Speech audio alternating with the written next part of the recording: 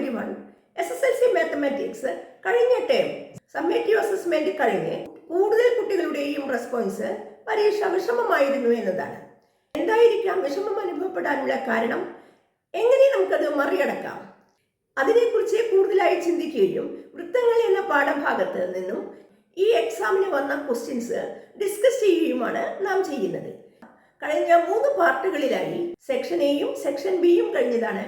ഇന്ന് നാം കൂടുതൽ മാർക്ക് എക്സാമിന് വരുന്ന സർക്കിൾസ്, വൃത്തങ്ങൾ എന്ന പാഠഭാഗത്തു നിന്നുള്ള ക്വസ്റ്റ്യൻസിന്റെ ഡിസ്കഷൻ ചെയ്യുകയാണ്. നിങ്ങൾ അതിന്റെ സ്റ്റെപ്സ് കൃത്യമായി മനസ്സിലാക്കുകയും ഏതെല്ലാം ഐഡിയാസ് ഏതെല്ലാം സമയത്ത് ഉപയോഗിക്കണം എന്നൊരു ധാരണ ഉണ്ടാക്കിയെടുക്കുകയും വേണം കേട്ടോ. ക്വസ്റ്റ്യൻ പേപ്പർ അനലൈസ് ചെയ്താൽ നമുക്ക് മനസ്സിലാകുന്ന ഒരു കാര്യമുണ്ട്. കൂടുതൽ ക്വസ്റ്റ്യൻസും സാമ്പിൾ ക്വസ്റ്റ്യൻ പേപ്പറിൽ നിന്നോ ടെക്സ്റ്റ് ബുക്കിലെ പ്രോബ്ലംസോ ആയിട്ട് കണക്ട് ചെയ്ത് വന്നതാണ്. SCERT പബ്ലിഷ് ചെയ്ത ടേം 1 സാമ്പിൾ ക്വസ്റ്റ്യൻ പേപ്പർ കൃത്യമായി മനസ്സിലാക്കിയ ഒരു കുട്ടിക്ക് ഈ ക്വസ്റ്റ്യൻസ് പരിചയമുള്ളതായിരിക്കാം. ആശയം കൃത്യമായി മനസ്സിലാക്കാതെ പഠിച്ച ഒരു കുട്ടിക്ക്, അതായത് ഫോർമുലയെ മാത്രം ബേസ് ചെയ്തുകൊണ്ട് പഠിച്ച ഒരു കുട്ടിക്ക് പ്രശ്നം അനുഭവപ്പെട്ടേക്കാം. നിങ്ങളെല്ലാവരും പരീക്ഷ കഴിഞ്ഞ് ക്വസ്റ്റ്യൻ പേപ്പർ ആൻസർ ചെയ്തില്ലേ? ഇല്ലെങ്കിൽ നിർബന്ധമായും ആൻസർ ചെയ്യണം കേട്ടോ. ഇതൊരു സാമ്പിൾ ആണ്. ഇനി ടേം 2ന്റെയും മോഡൽ എക്സാമും കഴിഞ്ഞാണ് നമുക്ക് SSLC എക്സാം വരുന്നത്. അപ്പോഴേക്കും ഈ മോഡലിലുള്ള ക്വസ്റ്റ്യൻസ് കൂടുതൽ പ്രാക്ടീസ് ചെയ്യുന്നതിന് നമുക്ക് സമയം കിട്ടും. ഓരോ പരീക്ഷ കഴിയുമ്പോഴും അതിന്റെ ക്വസ്റ്റ്യൻ പേപ്പർ നിങ്ങൾ നിങ്ങളുടെ നോട്ട്ബുക്കിൽ ആൻസർ ചെയ്യണം കേട്ടോ. എന്താണ് നമ്മുടെ മിസ്റ്റേക്ക് എന്ന് തിരിച്ചറിഞ്ഞ് തിരുത്താനുള്ള ഒരു സമയമാണിത്. SSLC പരീക്ഷയ്ക്ക് നമുക്ക് ഉയർന്ന മാർക്കോട് കൂടി പാസ്സാകേണ്ടതല്ലേ? അതുകൊണ്ട് തീർച്ചയായും നിങ്ങൾ അത് ആൻസർ ചെയ്യണം. ആ സമയത്ത് നിങ്ങളെ സഹായിക്കാനാണ് ഞാൻ ഈ ക്വസ്റ്റ്യൻ പേപ്പർ ആൻസർ ചെയ്യുന്നത്. ഡൗട്ട് ഉണ്ടെങ്കിൽ നിങ്ങൾ വീഡിയോസ് കാണുക കേട്ടോ.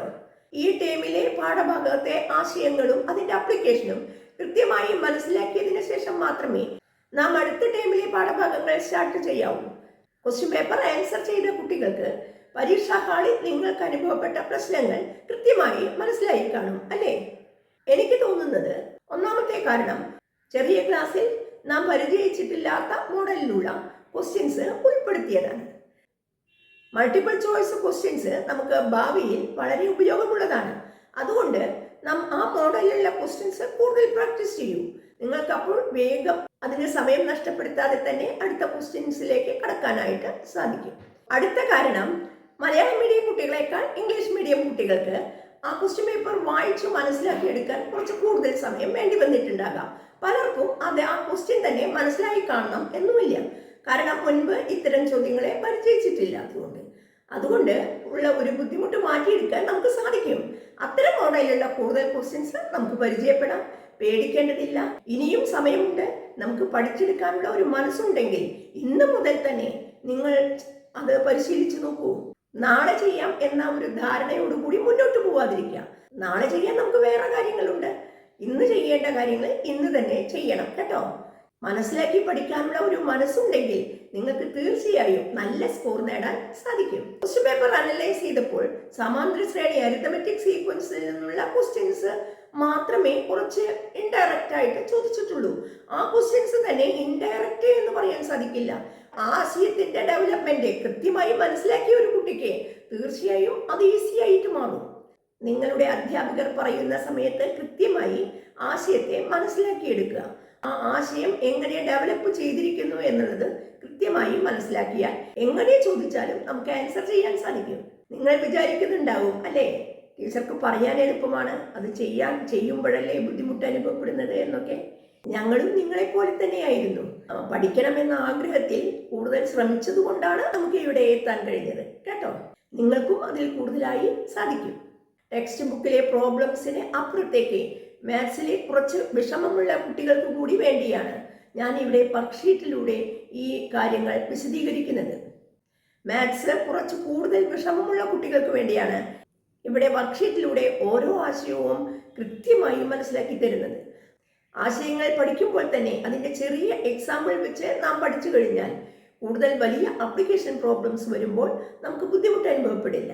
അപ്പോൾ നിങ്ങൾക്ക് ടെക്സ്റ്റ് ബുക്കിലെയും എക്സ്ട്രാ ക്വസ്റ്റ്യൻസും നന്നായി ചെയ്യാനായിട്ട് സാധിക്കും. പഠനത്തിന് ഏറ്റവും നല്ല ഒരു ഉപാധിയാണ് വർക്ക്ഷീറ്റുകൾ. അതുകൊണ്ടാണ് ആ ഉപാധി ഉപയോഗിച്ചുകൊണ്ട് നിങ്ങൾക്ക് മനസ്സിലാക്കി തരുന്നത് കേട്ടോ. ഏതൊരു എക്സാമിനും കൂടുതൽ മാർക്ക് വരുന്നത് വൃത്തങ്ങളിൽ നിന്നായിരിക്കും. ഇന്ന് വൃത്തങ്ങളിൽ നിന്ന് കഴിഞ്ഞ എക്സാമിന് ചോദിച്ച ക്വസ്റ്റ്യൻസ് ആണ് നാം ഡിസ്കസ്. സെക്ഷൻ എയും സെക്ഷൻ ബിയും നാം എടുത്തു കഴിഞ്ഞതാണ്. വൃത്തങ്ങളുമായി ബന്ധപ്പെട്ട ക്വസ്റ്റ്യൻസ് നമുക്ക് ഇന്ന് ഡിസ്കസ് ചെയ്യാം. വർക്ക്ഷീറ്റുകളുടെ Malayalam English PDF copy free ആയി കിട്ടുന്നതിന് ജോയിൻ ചെയ്യേണ്ട വാട്സപ്പ് ഗ്രൂപ്പിന്റെ ലിങ്കും കഴിഞ്ഞ ക്ലാസ്സുകളുടെ SSLC മാത്സ് എന്ന പ്ലേലിസ്റ്റിന്റെ ലിങ്കും ഞാൻ ഫസ്റ്റ് കമന്റായും ഡിസ്ക്രിപ്ഷൻ ബോക്സിലും കൊടുക്കുന്നുണ്ട്. ലൈക്ക് ചെയ്യാനും കമന്റ് ചെയ്യാനും മറക്കരുത്. കൂടാതെ സബ്സ്ക്രൈബ് ചെയ്യാതെ കാണുന്നവരുണ്ടെങ്കിൽ സബ്സ്ക്രൈബ് ചെയ്യണം കേട്ടോ. ഞാൻ ലളിത, ലേൺ വിത്ത് ലളിത ടീച്ചറിന്റെ ഇന്നത്തെ ക്ലാസ്സിലേക്ക് ഏവർക്കും സ്വാഗതം. നോക്കൂ മക്കളെ, നമ്മൾ കഴിഞ്ഞ പാർട്ടുകളിൽ മലയാളത്തിലാണ് ക്വസ്റ്റ്യൻസ് എഴുതിയിരുന്നത്. പക്ഷേ എക്സ്പ്ലെയിൻ ചെയ്യുമ്പോൾ നമ്മളത് ഇംഗ്ലീഷിലും പറയാറുണ്ട്.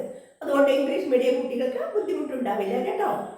നമ്മുടെ സർക്കിൾസ്, വൃത്തങ്ങളിലെ ക്വസ്റ്റ്യൻസ് ആണ് ഇന്ന് ചെയ്യുന്നത്. സെക്ഷൻ ഡി കേട്ടോ. ഇവിടെ തന്നിരിക്കുന്നത് 4 സർക്കിൾസ്, 4 വൃത്തങ്ങൾ തന്ന് അതിലെ ഏംഗിൾ മെഷർമെന്റ്സ്, കോണളവുകൾ എഴുതിയിട്ടുണ്ട്. ഇതിലെ 4 ചിത്രങ്ങളിൽ ഏതാണ് ശരിയായ അളവുള്ള ചിത്രം എന്നാണ് ചോദ്യം. മൾട്ടിപ്പിൾ ചോയ്സ് ആണ്, 1 മാർക്ക് ക്വസ്റ്റ്യൻ ആണ്. അതുകൊണ്ട് നിങ്ങൾ ശ്രദ്ധിക്കേണ്ടത് നമ്മുടെ ആൻസർ ഷീറ്റിൽ നമുക്ക് ആൻസർ മാത്രം, ഏത് ഓപ്ഷൻ ആണ് എന്നത് മാത്രം മതി കേട്ടോ. അല്ലാതെ നിങ്ങൾ ചിത്രം വരച്ചെടുക്കുകയോ അത് എക്സ്പ്ലെയിൻ ചെയ്ത് അതിന്റെ റീസൺ എഴുതുകയോ ഒന്നും ചെയ്യേണ്ട ആവശ്യമില്ല. മാർക്ക് നോക്കുക, 1 മാർക്കാണെങ്കിൽ നിങ്ങൾക്ക് ആൻസറിനാണ് ആ 1 മാർക്ക് കേട്ടല്ലോ. നോക്കൂ, ഇവിടെ പറയുന്നത് ആദ്യത്തെ ചിത്രം നോക്കൂ, എ ഫിഗർ അല്ലേ. ഇവിടെ 50 ആണെങ്കിൽ ഇവിടെ 100 ആണ്. വൃത്തത്തിൽ 50 ഡിഗ്രി ഉണ്ടാക്കിയിട്ടുണ്ടെങ്കിൽ കേന്ദ്രത്തിൽ 100 ഡിഗ്രിയാണ്. ശരിയല്ലേ? അത് നമ്മൾ പഠിച്ചിട്ടുണ്ട്. ഒരു ചാപം വൃത്തത്തിൽ ഉണ്ടാക്കുന്ന, വൃത്തത്തിലെ മറുചാപത്തിലെ ബിന്ദുവിൽ ഉണ്ടാക്കുന്ന കോണിന്റെ ഇരട്ടിയാണ് കേന്ദ്രത്തിൽ ഉണ്ടാക്കുന്നത്. അപ്പൊ ഇത് കറക്റ്റ് ആണ്, ഇത് കറക്റ്റ് ആണ്. ഇനി മൂന്നാമത്തെ എങ്കിൽ നോക്കൂ, ഇവിടെ 50 ആയിരിക്കും എന്നാണ്. ഇവിടെ 100ന്റെ പകുതി 50 ആയിരിക്കുമോ, അല്ലെങ്കിൽ ഇതേ അളവായിരിക്കുമോ? അതായിരുന്നോ നമ്മൾ കോൺസെപ്റ്റ് പഠിച്ചത്? മറുചാപങ്ങളിലെ കോണുകളുടെ തുക 180 ഡിഗ്രിയാണ്. ക്ലിയർ? ഓൾറേറ്റ് ആർക്കിലുള്ള ഏംഗിൾസിന്റെ സം 180 ഡിഗ്രി ആണ് എന്നാണ് പഠിച്ചത് അല്ലേ. അപ്പൊ ഇവിടെ 50 ആണെങ്കിൽ ഈ സർക്കിളിലെ ഈ ഒരു പോയിന്റിൽ ഉണ്ടാക്കിയ ഏംഗിൾ 50 ആണെങ്കിൽ ആദ്യം എന്റെ ഓൾട്ടർനേറ്റ് സെഗ്മെന്റ് മറുചാപത്തിൽ ഇവിടെ ഉണ്ടാക്കുന്ന ഏംഗിൾ എത്രയായിരിക്കണം? 2 കൂടി ആഡ് ചെയ്താൽ 180 കിട്ടണം. അതായത് ഇവിടെ 130 ആവണം. അതായത് ഇത് തെറ്റാണ്. അപ്പൊ ഇതല്ല നമ്മുടെ കറക്റ്റ് ആൻസർ. നെക്സ്റ്റ് ഫിഗറിലേക്ക് നോക്കൂ. ഇവിടെ 55, ഇത് 110. അത് ശരിയാണല്ലോ, ഡബിൾ ആണ്. 55ന്റെ ഡബിൾ ആയിരിക്കും, 2 ടൈംസ് ആയിരിക്കും കേന്ദ്രത്തിൽ ഉണ്ടാക്കുക അല്ലെ, സെന്ററിൽ ഉണ്ടാക്കുക. ഇനി ഇവിടെ 70 ആണ് എന്നാണ്. ഇവിടെ 70 ആയിരിക്കും വരിക. ഇത് രണ്ടും ആഡ് ചെയ്താലാണോ 180 വരേണ്ടത്? ഏത് ആംഗിൾ ആഡ് ചെയ്താലാണ് 180? സർക്കിളിലുള്ള പോയിന്റ്സിലാണ്. ഇവിടെ 70 ആണെങ്കിൽ ഈ സർക്കിളിലുള്ള ഈ പോയിന്റിലുള്ള ഈ ആംഗിളും കൂട്ടിയാലാണ് 180 വരേണ്ടത്. അപ്പൊ ഇത് ശരിയാണ് എങ്കിൽ പോലും ഈ മൂന്നാമത്തെ ആംഗിൾ തെറ്റാണ്. അപ്പൊ ഇതും ശരിയല്ല, ഈ ചിത്രവും ശരിയല്ല. ഇനി ഇവിടെ നോക്കൂ, ഇവിടെ 55 ആണെങ്കിൽ ഇവിടെ 110 ആണ്. അത് ശരിയാണ് അല്ലേ. 55 ആണെങ്കിൽ അതിന്റെ ഇരട്ടി 110 ആയിരിക്കും. ഇനി ഇവിടെ 125 ആകും എന്നാണ് അവർ പറഞ്ഞിട്ടുള്ളത്. നമുക്കറിയാം ഈ ആംഗിളും അതിന്റെ ഈ ഓൾട്ടർനേറ്റീവ് ആർക്കിലെ ആംഗിളും ആഡ് ചെയ്താൽ എന്ത് വേണം? 180 വേണം അല്ലേ. മറുചാപങ്ങളിലെ കോണുകൾ കൂട്ടിയാൽ 180 വേണം. അതായത് ഇവിടെ 125, ഇവിടെ 55 ആയതുകൊണ്ട് ആ 180ൽ ബാക്കിയുള്ള 180 മൈനസ് 55 ആയിരിക്കണം ഇവിടെ. നിങ്ങൾ കുറച്ച് നോക്കൂ, 180 55 കുറച്ചാൽ നമുക്ക് എത്ര കിട്ടും? 125 വരും. അപ്പൊ ഈ ആംഗിളും ശരിയാണ്. അപ്പൊ ഇത് കറക്റ്റ് ആൻസർ ആണ്. ഇനി നാലാമത്തെ വേണമെങ്കിൽ ചെക്ക് ചെയ്യാം. ഇത് 70 ആണെങ്കിൽ ഇത് 140 ആണ്. ഇത് കറക്റ്റ് ആണ്. ഇവിടെ 100 ആയിരിക്കും. 100ഉം 70ഉം 170 വരുന്നു. ഇത് തെറ്റാണ്. അപ്പൊ നമ്മുടെ ഓപ്ഷൻ സി എന്ന് മാത്രമാണ്. നമ്മുടെ ക്വസ്റ്റ്യൻ നമ്പർ 20 എഴുതിയിട്ട് നിങ്ങൾ എന്ത് ചെയ്താൽ മതി? സി എന്ന ഓപ്ഷൻ എഴുതി വെച്ചാൽ മതി. ബാക്കി ഒന്നും ഡീറ്റെയിൽഡ് ആയിട്ട് ഒന്നും എഴുതേണ്ട ആവശ്യമില്ല കേട്ടോ. ഫിഗർ സി എന്നോ മാർക്ക് ചെയ്താൽ അതിലൊരു മാർക്ക് നിങ്ങൾക്ക് കിട്ടും. ക്ലിയർ അല്ലേ? ഇവിടെ വിശദീകരിച്ച് നിങ്ങൾ ആ നിയമം എഴുതി അതിന്റെ സമയമൊന്നും കളയരുത്. നമ്മൾ മാർക്ക് നോക്കണം. മാർക്കിനനുസരിച്ച് സ്റ്റെപ്പുകൾ കൂടുതലായിട്ട് നമ്മൾ എഴുതണം കേട്ടോ. ഇവിടെ 2 നിയമങ്ങളാണ് ഉപയോഗിച്ചത്. ആ 2 നിയമങ്ങളും നിങ്ങൾക്ക് മുമ്പ് മനസ്സിലായിട്ടില്ലെങ്കിൽ, ഹാളിൽ നിങ്ങൾക്ക് ഓർമ്മ വന്നിട്ടില്ലെങ്കിൽ ഇപ്പോഴെങ്കിലും അത് പഠിച്ചു വെക്കൂ കേട്ടോ. എന്താണ് ആദ്യത്തെ നിയമം? ഒരു ചാപം അതിന്റെ കേന്ദ്രകോണിന്റെ പകുതിയായിരിക്കും മറുചാപത്തിലെ ബിന്ദുവിൽ ഉണ്ടാക്കുന്ന കോൺ. ഒരു ആർക്ക് അതിന്റെ ഓൾട്ടർനേറ്റ് ആർക്കിലെ ഏതൊരു പോയിന്റിലും ഉണ്ടാക്കുന്ന ഏങ്കിൾ സെൻട്രൽ ഏങ്കിളിന്റെ ഹാഫ് ആയിരിക്കും എന്നുള്ളതാണ് ഫസ്റ്റ് പ്രോപ്പർട്ടി അല്ലേ, ആദ്യത്തെ നിയമം. രണ്ടാമത് നമ്മൾ പറയുന്ന പോയിന്റ് ഒരു ആൾട്ടർനേറ്റ് സെഗ്മെന്റ്സിലെ ഏങ്കിൾ സം 180 ഡിഗ്രി ആയിരിക്കും. മറുചാപങ്ങളിലെ കോണുകളുടെ തുക 180 ഡിഗ്രി ആയിരിക്കും. കണ്ടോ, ഈ വൃത്തത്തിലെ പോയിന്റിലും ഈ വൃത്തത്തിലെ പോയിന്റിലും ഉണ്ടാക്കുന്ന കോണുകൾ കൂട്ടിയാൽ 180 കിട്ടണം. ഈ രണ്ട് പോയിന്റ് ആണ് നിങ്ങൾക്ക് പഠിക്കാനുള്ളത്. ആശയം മനസ്സിലായിട്ടില്ലെങ്കിൽ ആശയം കൃത്യമായി ഇപ്പോഴെങ്കിലും പഠിച്ചു വെക്കണം കേട്ടോ. 21st പ്രോബ്ലം നോക്കൂ. ഇതും ഒരു 1 മാർക്ക് ക്വസ്റ്റ്യൻ ആണ് അല്ലേ, സ്റ്റേറ്റ്മെന്റ് പ്രോബ്ലം ആണ്. ഇവിടെ തന്നിരിക്കുന്നത് പി ക്യു ഞാൻ ആണ്, കൂടാതെ P R Q 50 degree 50 degree എങ്കിൽ പി എസ് ക്യൂവും 50 ഡിഗ്രി.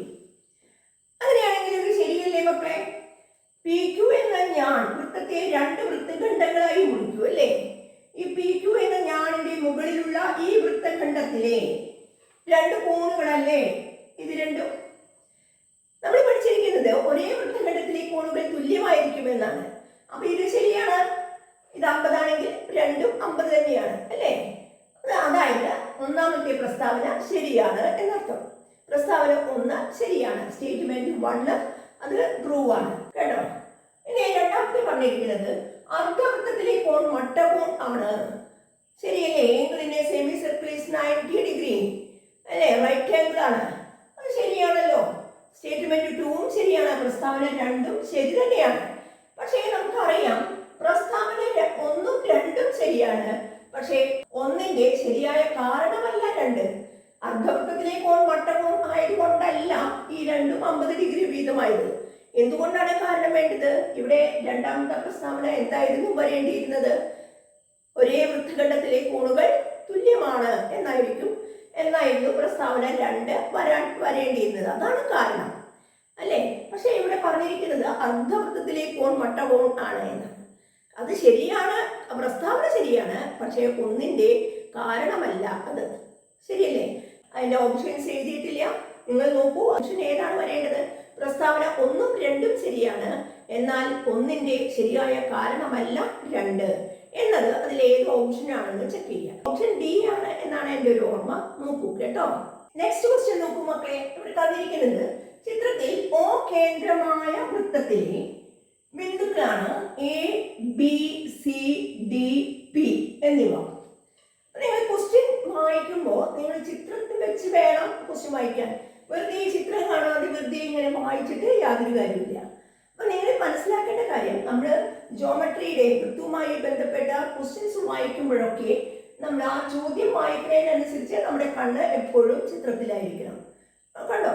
അപ്പൊ ഓരോ സെന്റൻസ് വായിക്കുമ്പോഴും ചിത്രത്തിലേക്ക് ശ്രദ്ധിക്കണം. അപ്പൊ ഓ കേന്ദ്രമായ വൃത്തത്തിലെ ബിന്ദുക്കളാണ് A B C D P എന്നിവ. ഓക്കെ, ഇനി എന്താ തന്നിരിക്കുന്നത്? എങ്കിൽ എ യു ബി 30 ഡിഗ്രി. അപ്പോൾ നിങ്ങൾ ആ ചിത്രത്തിൽ തന്ന അളവുകളെ എ ഒ ബി ഇത് 130 എന്ന് നിങ്ങൾ പേന കൊണ്ട് മാർക്ക് ചെയ്തോളൂ. ഇനി കണ്ടുപിടിക്കുന്നതൊക്കെ പെൻസിൽ കൊണ്ട് മാർക്ക് ചെയ്യാലോ. തന്നത് മാറാൻ സാധ്യതയില്ല, അതുകൊണ്ട് അത് പേന കൊണ്ട് ഞാൻ മാർക്ക് ചെയ്യാം. ആണോ? ഓ വൃത്ത കേന്ദ്രമാണ് എന്ന് തന്നിട്ടുണ്ട്. 3 മാർക്കിന്റെ ക്വസ്റ്റ്യൻ ആണ്. 3 ഏങ്കിൾ കണ്ടുപിടിക്കണം, 3 മാർക്ക്. ക്ലിയർ? ഓരോ ഏങ്കിൾ കണ്ടുപിടിക്കുമ്പോഴും ഓരോ മാർക്കാണ് കിട്ടുക നിങ്ങൾക്ക്. ഏങ്കിൾ എ ഡി ബി എത്ര എന്നാണ്? ഏങ്കിൾ എ ഡി ബി അപ്പൊ നിങ്ങൾ ഞാൻ പറഞ്ഞിട്ടുണ്ട്, മുൻപത്തെ ക്ലാസ്സുകളിൽ ഞാൻ പറഞ്ഞിട്ടുണ്ട്. ഏങ്കിൾ എ ഡി ബി എന്ന് നോക്കുമ്പോൾ നമ്മൾ ആദ്യം നോക്കേണ്ടത് എയിൽ നിന്നും ബിയിൽ നിന്നും ഏങ്കിളിന്റെ സൈഡ്സ് വന്ന് ഡിയിലാണ് ഏങ്കിൾ ഉണ്ടാകുന്നത് അല്ലേ. ഡി ആണ് മധ്യത്തിലുള്ളത്, ഡിയിലാണ് ഏങ്കിൾ ഉണ്ടായിട്ടുണ്ടാവുക. ഡി എന്ന പോയിന്റിൽ ഉണ്ടാക്കുന്ന ഏങ്കിളാണ്. ആരാണ് ഉണ്ടാക്കുന്നത്? എ ബി എന്ന ഇതിന്റെ ഇടയിലുള്ള ഈ ആർക്കാണ് ഈ ചാപം, അല്ലെങ്കിൽ കോഡ് എ ബി, ഞാൻ എ ബി, ഏത് രീതിയിലും വേണമെങ്കിൽ പറയാം. അതായത് അതിന്റെ അഗ്രബിന്ദുക്കൾ എയും ബിയും ആണ്. എ ഡി ബി ഈ ഏങ്കിളാണ് അടയാളപ്പെടുത്തേണ്ടത്. ഇതുകൊണ്ട് ഈ അടയാളപ്പെടുത്തരുത് കേട്ടോ. ഈ ഏങ്കിൾ അടയാളപ്പെടുത്തി വെക്കുക. ഇനി നിങ്ങൾ ശ്രദ്ധിക്കുക, ആർക്ക് എ ബി, ചാപം എ ബി അല്ലേ ഈ ഏങ്കിൾ ഉണ്ടാക്കിയത്. എന്നാൽ ചാപം എ ബിയുടെ കേന്ദ്രകോൺ എത്രയാണ്? ഓ കേന്ദ്രമാണല്ലോ, എങ്കിൽ കേന്ദ്രകോൺ 130 ആണെങ്കിൽ ഈ ഇവിടെ വൃത്തത്തിലെ ഒരു ബിന്ദുവിൽ ഉണ്ടാക്കുന്ന കോൺ അതിന്റെ മറുചാപത്തിൽ ഈ ചാപം എ ബിയിലല്ലാത്ത വേറെ അതിന്റെ മറുചാപത്തിൽ ഏതൊരു പോയിന്റിലും ഉണ്ടാക്കുന്ന ആംഗിൾ എത്രയായിരിക്കും? 130ന്റെ പകുതി. 130നെ 2 കൊണ്ട് ഹരിച്ചു നോക്കുക. അല്ലെങ്കിൽ 130ന്റെ പകുതി 50, 100ന്റെ പകുതി 50, 30ന്റെ പകുതി 15. അതായത് 65 എന്ന് കിട്ടും. കണ്ടോ? നിങ്ങൾ ഈ ചിത്രത്തിൽ അത് പെൻസിൽ കൊണ്ട് മാർക്ക് ചെയ്ത് വെച്ച് ഉടനെ ഇവിടെ എഴുതാം. ആംഗിൾ ആൻസർ ഷീറ്റിലേക്ക് എടുത്തേക. ആംഗിൾ ADB ഈക്വൽ ടു 130/2 സമം 65 ഡിഗ്രി എന്ന്. നമ്മൾ 65 എന്ന് മാത്രം എഴുതാത്തത് എന്താണെന്നറിയോ? നമുക്കറിയാം 65 ആണെന്ന്. ഇനി എങ്ങാനും നിങ്ങൾ ഹരിക്കുമ്പോൾ തെറ്റിപ്പോയിട്ടുണ്ടെങ്കിൽ നിങ്ങളുടെ പേപ്പർ നോക്കുന്ന സാറിന് ഈ 130ന്റെ പകുതിയാണ് എന്നൊരു ഐഡിയ കുട്ടിക്കുണ്ട് എന്നുള്ളത് മനസ്സിലാവും. നമ്മൾ ഹരിക്കണേലുള്ള മിസ്റ്റേക്ക് ആണ് എന്ന് മനസ്സിലായിക്കൊണ്ട് അവിടെ ചെറിയൊരു മാർക്ക് തരാൻ സാധ്യതയുണ്ട്. അതുകൊണ്ടാണ് 130ന്റെ പകുതി എന്നുള്ളത് ഇവിടെ എഴുതി വെച്ചത്. കണ്ടോ? 65 ഡിഗ്രി. അപ്പൊ ഇത് 65 ആണെന്ന് കിട്ടി. അടുത്ത ചോദ്യം, ആംഗിൾ BDC എത്ര എന്നാണ്. കോൺ BDC എത്ര? നോക്കൂ, BDC എന്ന് കേട്ടാൽ നിങ്ങൾ ഡിയിലാണ് ആംഗിൾ ഉണ്ടായത്. ബിയിൽ നിന്നും സിയിൽ നിന്നുമാണ് തുടങ്ങുന്നത്. ബിയിൽ നിന്നും സിയിൽ നിന്നോ ഡിയിൽ ഉണ്ടാക്കുന്ന ആംഗിൾ. ബിയിൽ നിന്നും സിയിലും ഞാൻ കൈവച്ചു. അത് ഡിയിലാണ് ആംഗിൾ ഉണ്ടാക്കുന്നത്. അതായത് ഈ ആംഗിൾ എത്ര എന്നാണ് ചോദ്യം. കണ്ടല്ലോ? ഈ ആംഗിൾ കിട്ടുക എങ്ങനെയാണെന്ന് ചിന്തിക്കുക. ബിയിൽ നിന്നും സിയിൽ നിന്നും ഈ ആംഗിൾ എത്ര എന്നാണ് ചോദ്യം. നമുക്ക് ഈ ആംഗിളും സെയിം ആയിരിക്കും അല്ലേ? ഇത് രണ്ടും സെയിം ആയിരിക്കും. കാരണം ഒരേ ചാപം BC എന്ന ചാപം BPC എന്ന ഈ ചാപം ഉണ്ടാക്കുന്ന കോണുകളാണ് ഈ രണ്ടെണ്ണം. ഓക്കെ, ഈ ആംഗിൾ കിട്ടുന്നതിന് എന്ത് ചെയ്യാം? ഇത് 130 ഈ ആംഗിൾ കിട്ടുന്നതിന് ഇതിലേക്ക് എത്തിയാൽ മതി എന്നാണ്. രണ്ടും സെയിം ആണല്ലോ, ആംഗിൾ സെയിം ആണ്. അതുകൊണ്ട് ഈ ആംഗിൾ എത്രയാണെന്ന് ചോദിച്ചാൽ ഇതിന്റെ ഈക്വൽ ആയിട്ടുള്ള ഈ ആംഗിൾ എത്രയാണെന്ന് കണ്ടുപിടിക്കണം അല്ലേ?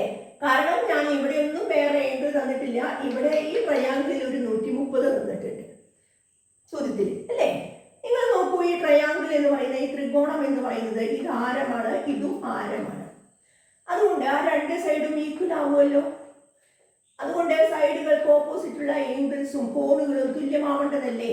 130 കഴിഞ്ഞാൽ ബാക്കി ത്രികോണത്തിൽ ബാക്കി 50 ആണുള്ളത്. കാരണം 3 കോണുകളും കൂട്ടിയാൽ 180 ആണ് അല്ലേ?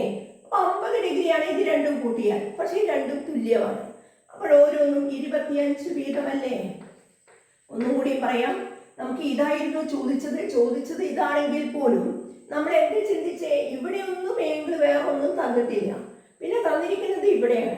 അപ്പൊ ഇതിന് ഈക്വൽ ആയിട്ടുള്ള ആംഗിൾ എവിടെയാണെന്ന് നോക്കിയപ്പോഴാണ് BC എന്ന ചാപം ഉണ്ടാക്കിയ ഈ ആംഗിൾ ഇതിന് ഈക്വൽ ആണ്. അപ്പൊ ഇവിടെ കണ്ടെത്തിയാൽ നമുക്ക് ഇത് കിട്ടും അല്ലേ? അതിനാണ് ഇത് കിട്ടാൻ മാർഗമുണ്ടോ നോക്കിയപ്പോഴാണ് ഈ ത്രികോണത്തിൽ ഒരു ആംഗിൾ 130 ഡിഗ്രിയാണ്. ഒരു കോണളവ് 130 ഡിഗ്രിയാണ്. പക്ഷെ ആ ത്രികോണമാണെങ്കിലോ സമപാർശ്വ ത്രികോണമാണ്. രണ്ട് വശങ്ങളും തുല്യമായ ത്രികോണമാണ് അല്ലേ? ഐസോസിലിസ് ട്രയാങ്കിൾ ആണ്. അതുകൊണ്ട് ഈക്വൽ സൈഡ്സിനെ, തുല്യമായ വശങ്ങൾക്ക് എതിരെയുള്ള കോണുകൾ തുല്യമായിരിക്കുമെന്ന് നിങ്ങൾ 8ാം ക്ലാസ്സിൽ പഠിച്ചതാണ്. അതുകൊണ്ട് ഇത് രണ്ടും തുല്യമാണ്. പക്ഷേ രണ്ടും കൂടി കൂട്ടിയാൽ 50 ഡിഗ്രിയുമാണ്. അതുകൊണ്ട് ഓരോന്നും 25 ഡിഗ്രി വീതമാണ്. ഇത് 25 ആണെങ്കിൽ ഇവിടെയും എത്ര ഡിഗ്രി വീതമായിരിക്കും? 25 ഡിഗ്രി ആയിരിക്കും. അതായത് നമുക്ക് പറയാൻ പറ്റുന്നത് angle BDC equal to angle BAC. ഇതാണ് നമ്മുടെ കയ്യിലുള്ള ഐഡിയ. Equal to 25 degree.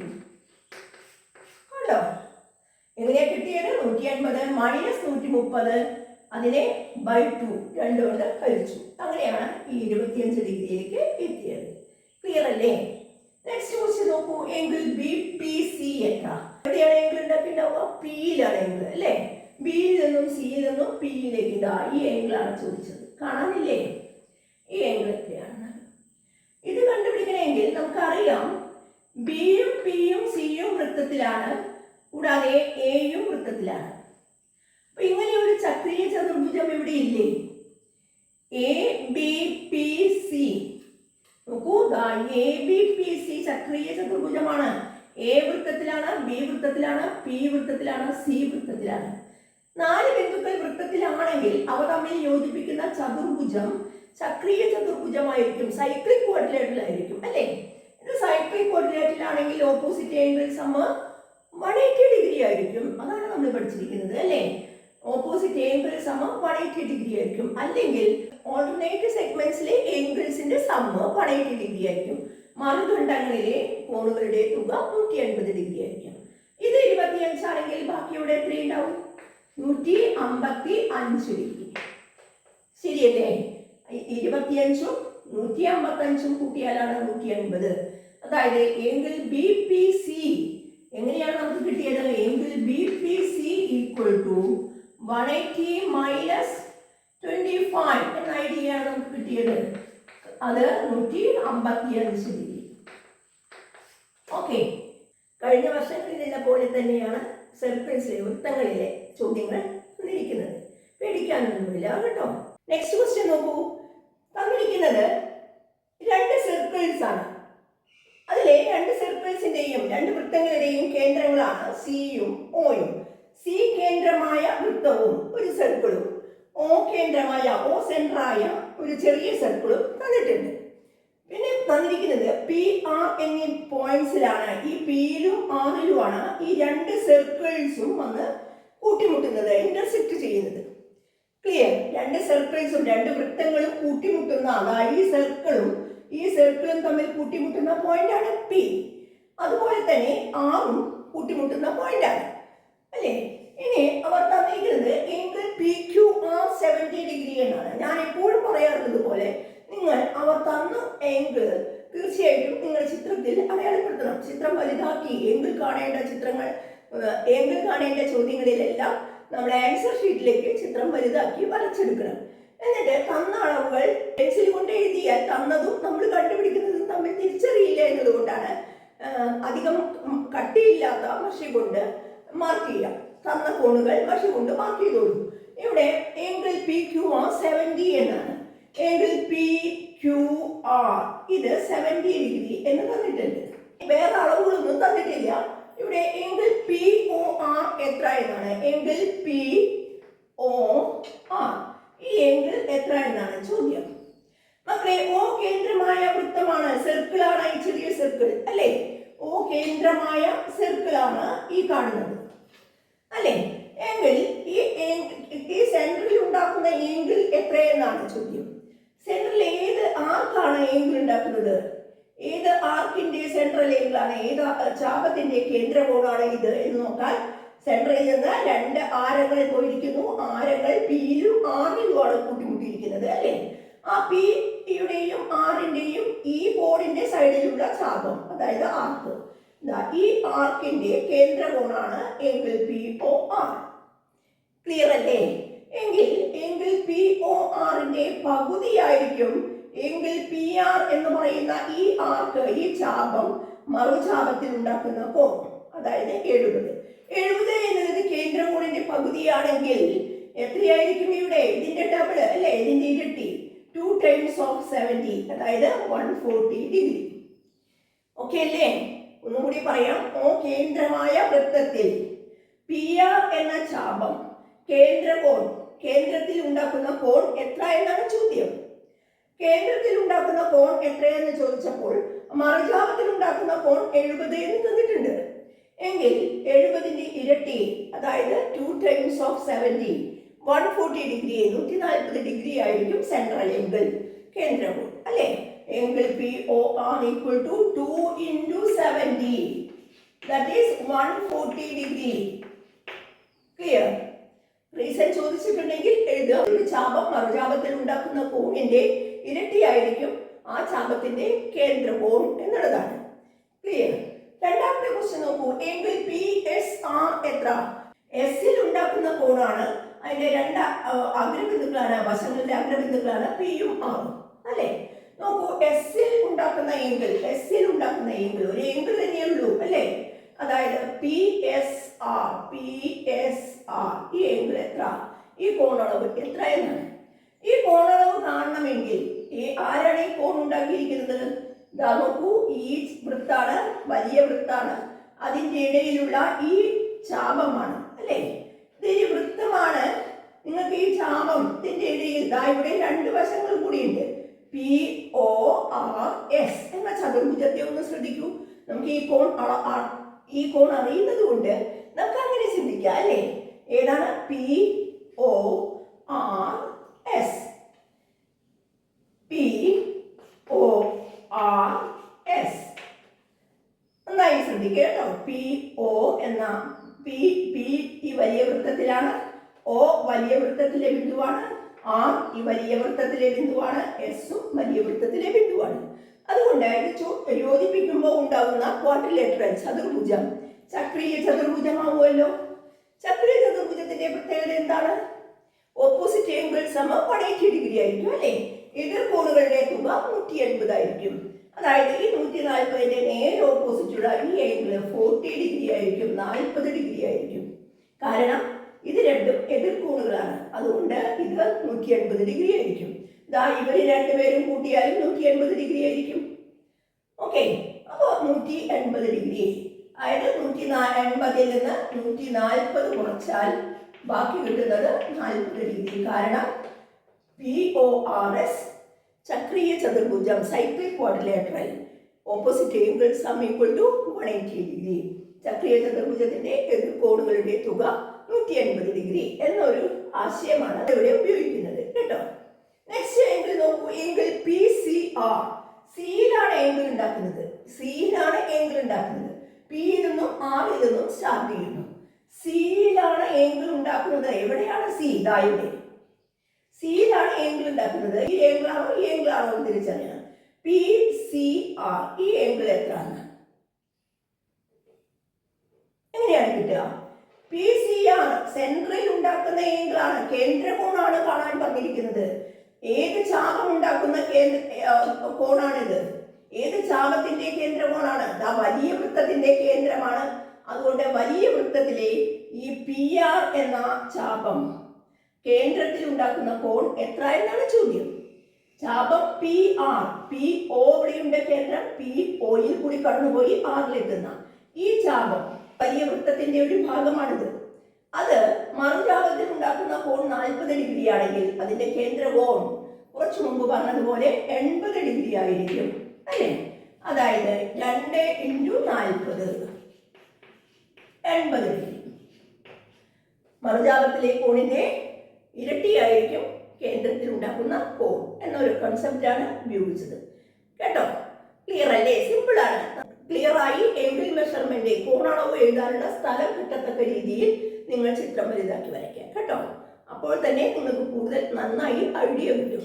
ചിത്രം നോക്കിയിട്ട് അതിൽ മാർക്ക് ചെയ്തിട്ട് അതിൽ വേണം നിങ്ങൾ ആൻസർ ഷീറ്റിലേക്ക് എടുത്തെഴുതാനായിട്ട്. ഓക്കെ, കേന്ദ്ര കോൺ മറുചാപത്തിലെ കോണിന്റെ ഇരട്ടിയായിരിക്കും. അതുപോലെ ചക്രീയ ചതുർഭുജത്തിന്റെ എതിർ കോണുകളുടെ തുക 180 ഡിഗ്രി ആയിരിക്കും. ഈ രണ്ട് ആശയങ്ങളാണ് ഇവിടെ ആപ്ലിക്കേഷനിൽ നമ്മൾ ഉപയോഗിച്ചത് കണ്ടോ. ക്വസ്റ്റ്യൻ 23ക്ക് 2 ചോയ്സ് ഉണ്ടായിരുന്നു. നിങ്ങൾ ഫസ്റ്റ് ചോയ്സ് ആണ്, A ചോയ്സ് ആണ് നമ്മൾ ചെയ്തത്. B ചോയ്സ് നോക്കൂ. ചിത്രത്തിലെ വൃത്തങ്ങളുടെ കേന്ദ്രങ്ങളാണ് സിയും ഒയും. സി എന്നുള്ളത് സെന്റർ ആണ്, ഈ സർക്കിളിന്റെ ഈ വൃത്തത്തിന്റെ സെന്റർ ആണ്, കേന്ദ്രമാണ്. O എന്നുള്ളത് ഈ വലിയ വൃത്തത്തിന്റെ കേന്ദ്രമാണ്. കണ്ടോ, ഇവ കൂട്ടിമുട്ടുന്ന ബിന്ദുക്കളാണ്. ആ രണ്ട് വൃത്തങ്ങളും കൂട്ടിമുട്ടുന്ന ബിന്ദുക്കളാണ് എയും ബിയും. ഓക്കെ, ഒരു കാര്യം കൂടി തന്നിട്ടുണ്ട് കേട്ടോ. PAP എന്നുള്ളതും AP എന്നത് ഈ ചെറിയ വൃത്തത്തിന്റെ വ്യാസമാണ്. വളരെ ഇമ്പോർട്ടന്റ് ആയിട്ടുള്ള പോയിന്റ് ആണ്. AQ എന്നിവ വ്യാസങ്ങളാണ് എന്ന പോയിന്റ് നമ്മൾ ഉപയോഗിക്കണം. കൂടാതെ AQ എന്നുള്ളതും വ്യാസമാണ്, APയും വ്യാസമാണ്, AQ ഈ വലിയ വൃത്തത്തിന്റെ വ്യാസമാണ്. ഇനി എന്താണ് നമുക്ക് തെളിയിക്കാനുള്ളത്? PBQ ഇവ ഒരു വരയിലെ ബിന്ദുക്കളാണ് എന്ന് തെളിയിക്കുക. അങ്ങനെ ഒരു വര വരച്ചാൽ ഇതിലെ 3 പോയിന്റും വരും എന്നാണ് തെളിയിക്കേണ്ടത്. PBQ ഒരു വരയിലെ പോയിന്റ് ആണെന്ന് എങ്ങനെയാണ്, ഒരു വരയിലെ ബിന്ദുക്കളാണ് എന്ന് എങ്ങനെ തെളിയിക്കും? നിങ്ങൾ ആലോചിച്ച് നോക്കി, എങ്ങനെയാണ് PBQ എന്നിവ ഒരേ വരയിലെ ബിന്ദുക്കളാണ് എന്ന് കോണുകൾ ഉപയോഗിച്ച് തെളിയിക്കുക? ആലോചിച്ച് നോക്കൂ. ലീനിയർ പെയർ അല്ലേ?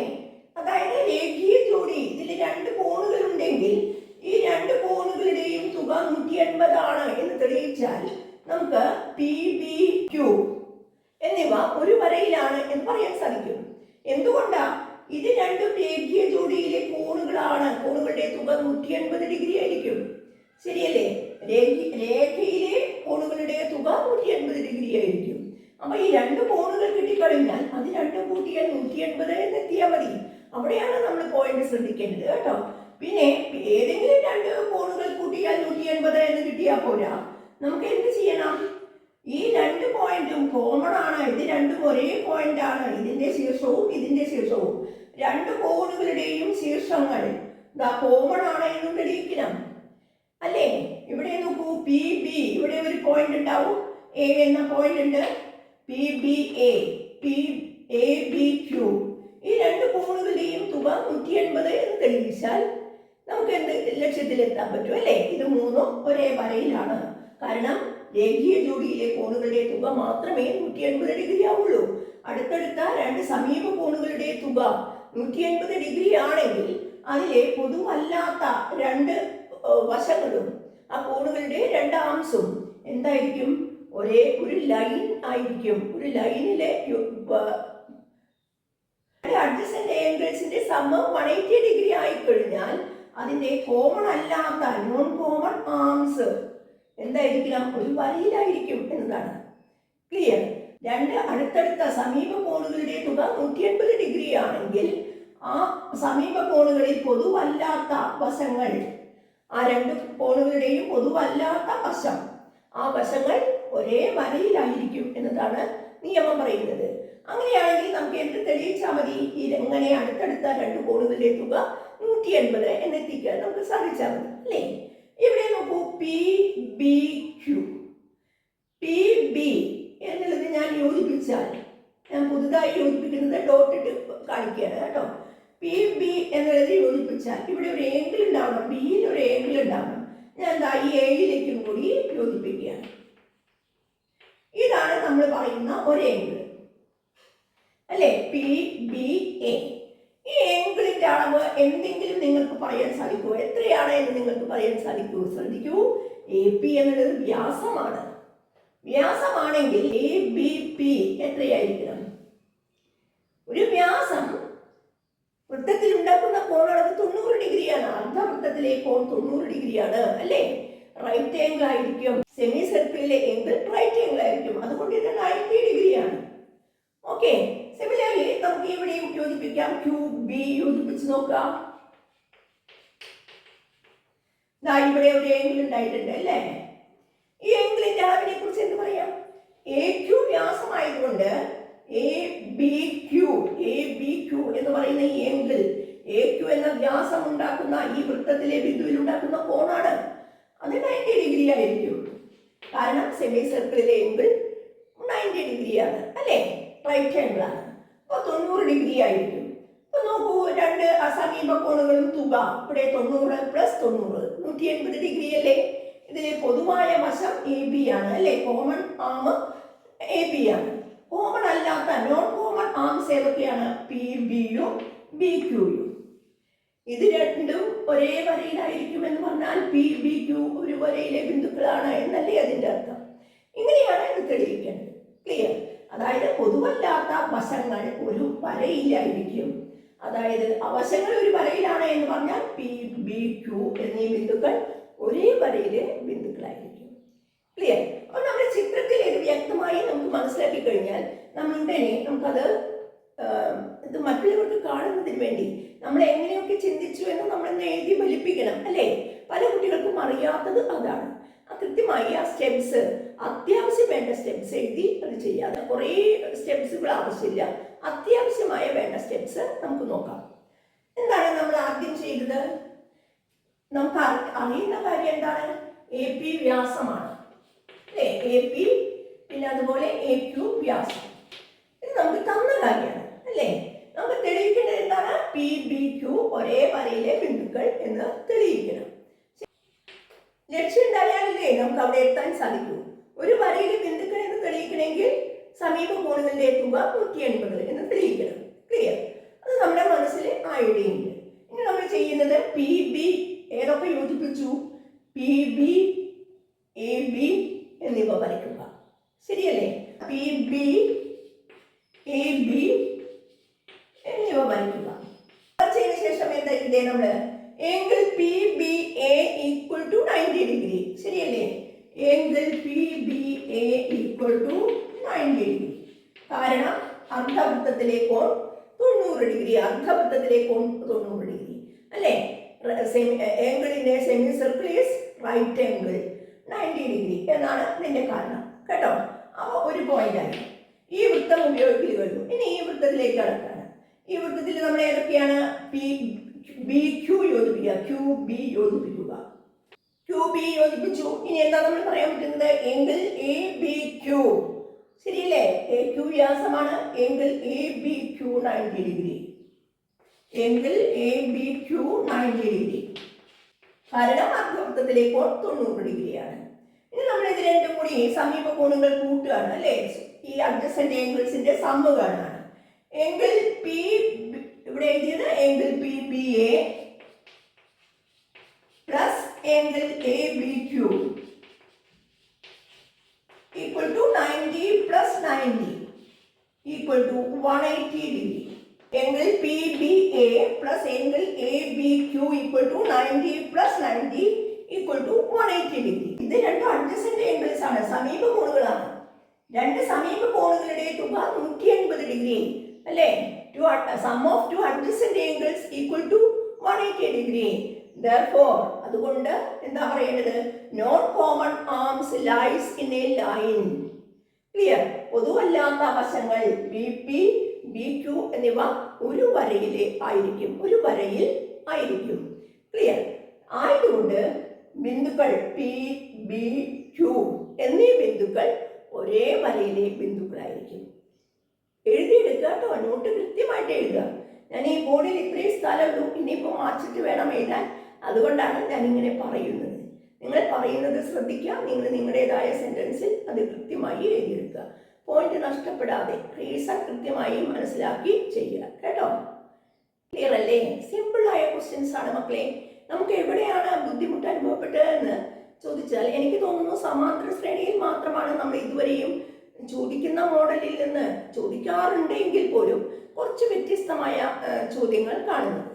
നിങ്ങൾ അതിൽ തന്നെ ആകെ തകർന്നു പോയോ? പലരും ആ ക്വസ്റ്റ്യൻസ് കണ്ടപ്പോൾ നിങ്ങൾക്ക് ആകെ പേടി തോന്നിയോ? അതുകൊണ്ടാണ് നിങ്ങൾ പരീക്ഷ വിഷമമാണ് എന്ന് പറയുന്നത്. ഇതൊക്കെ നമുക്ക് പഴയ ക്വസ്റ്റ്യൻ പേപ്പറുകളിലും പഴയ ടെക്സ്റ്റ് ബുക്കുകളിലും നമ്മുടെ ടെക്സ്റ്റ് ബുക്കും സാമ്പിൾ ക്വസ്റ്റ്യൻ പേപ്പറും ഒക്കെ പഠിച്ച കുട്ടികൾക്ക് എല്ലാ ക്വസ്റ്റ്യൻസും ഒരു പരിചയം ഉണ്ടായിരിക്കും. നമ്മൾ നമ്മുടെ വർക്ക് നന്നായി ചെയ്യാം, നമുക്ക് പറ്റുന്നതിൻ്റെ പരമാവധി ചെയ്യാം. അപ്പോൾ നമുക്ക് അത് പരിചയമുള്ളതായിട്ട് തോന്നും കേട്ടോ.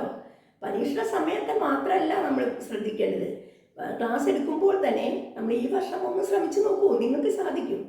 ഈ വർഷം എല്ലാ ദിവസവും നിങ്ങൾ കുറച്ച് സമയം മാത്സ് പഠിക്കാനായിട്ട് ഉപയോഗിക്കൂ. അപ്പോൾ നിങ്ങൾക്ക് തീർച്ചയായിട്ടും ആ മാത്സ് നിങ്ങളുടെ വഴിക്ക് വരും, നിങ്ങൾക്ക് ചെയ്യാൻ സാധിക്കും. ഓക്കെ. സർക്കിൾസിലെ പ്രോബ്ലംസ് ആണ് നാം ചെയ്തുകൊണ്ടിരുന്നത്. വീഡിയോ ലെങ്തി ആയി പോകും, അതുകൊണ്ട് നാം ഇന്നത്തെ ക്ലാസ് ഇവിടെ അവസാനിപ്പിക്കുകയാണ് കേട്ടോ. അടുത്ത ക്ലാസ്സിൽ വീണ്ടും കാണും വരെ ബൈ.